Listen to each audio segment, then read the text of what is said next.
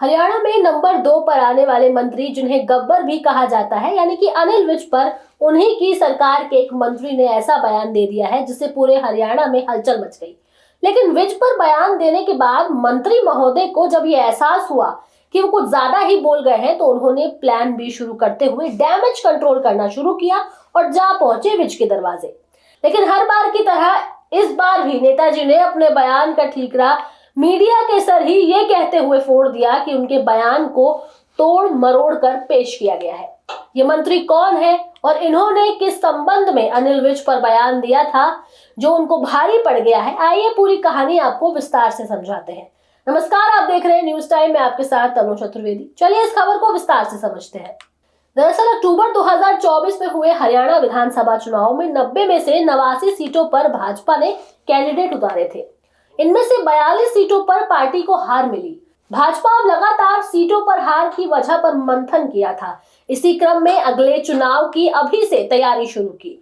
इसके लिए 29 जुलाई को चंडीगढ़ में विधायक दल की बैठक बुलाई गई थी। इस बैठक में विधानसभा स्पीकर हरविंद कल्याण, कैबिनेट मंत्री अनिल विज, सफीदों विधायक राम कुमार गौतम और पुंडरी विधायक सतपाल जांबा को छोड़कर हर मंत्री और विधायक को किसी न किसी विधानसभा सीट की जिम्मेदारी सौंपी गई।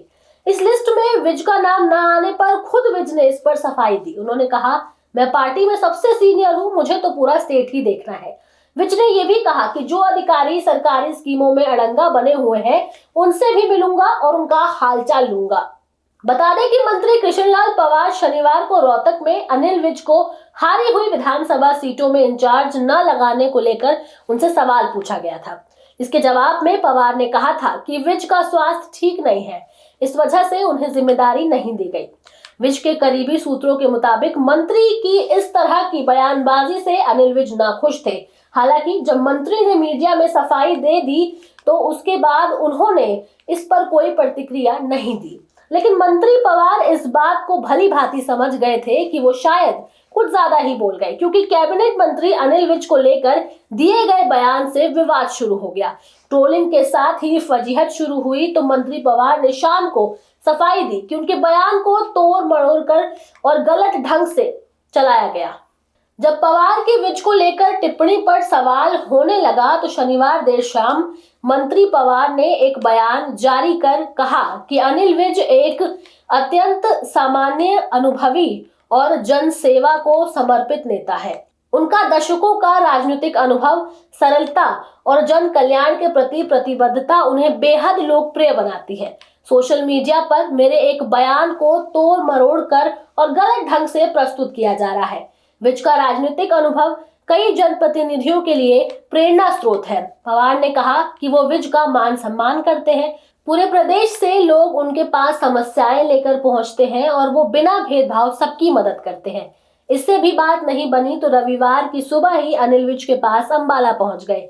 यहाँ थोड़ी देर दोनों नेता मीडिया के सामने रहे। हालांकि बयान पर दोनों नेताओं ने मीडिया से कोई औपचारिक बात नहीं की। अंबाला से 7 बार के विधायक अनिल विज अपने तीखे तेवर को लेकर जाने जाते हैं। उनके गुस्से का शिकार न केवल प्रदेश के नेता बल्कि मुख्यमंत्री तक हो चुके हैं। लेकिन गब्बर कहे जाने वाले मंत्री विज लगातार प्रदेश की जनता के चहीते बने हुए हैं और उनके पास समस्याएं लेकर न केवल अंबाला के लोग बल्कि पूरे प्रदेश भर से जनता अपनी गुहार लेकर पहुंचती है। अनिल विज के दरबार में फैसला ऑन द स्पॉट ही होता है, लेकिन विज साहब का वर्किंग स्टाइल ऐसा है कि उनको यदि कोई बात नागवार गुजरी तो वो उस पर एक्शन लेने से नहीं चूकते। अपने इसी अंदाज के कारण कई बार उनका टकराव अपनी ही पार्टी के नेताओं से हो चुका है। तो ऐसे में भला मंत्री कृष्णलाल पंवार कहां बचने वाले थे। ये तो पंवार साहब की समझदारी रही कि वो अनिल विज से मिलने उनके पास जा पहुंचे और डैमेज कंट्रोल का प्रयास किया। हालात को देखकर ऐसा लगता भी है कि शायद अब इस मामले पर सब कुछ सामान्य हो गया है। प्रदेश की राजनीति और बाकी घटनाओं से आपको अवगत कराते रहेंगे। बहरहाल इस खबर में इतना ही। इससे जुड़ी राय आप हमें कमेंट में जरूर दें। हमारे चैनल न्यूज टाइम को सब्सक्राइब करें, लाइक करें और शेयर करना ना भूलें। नमस्कार।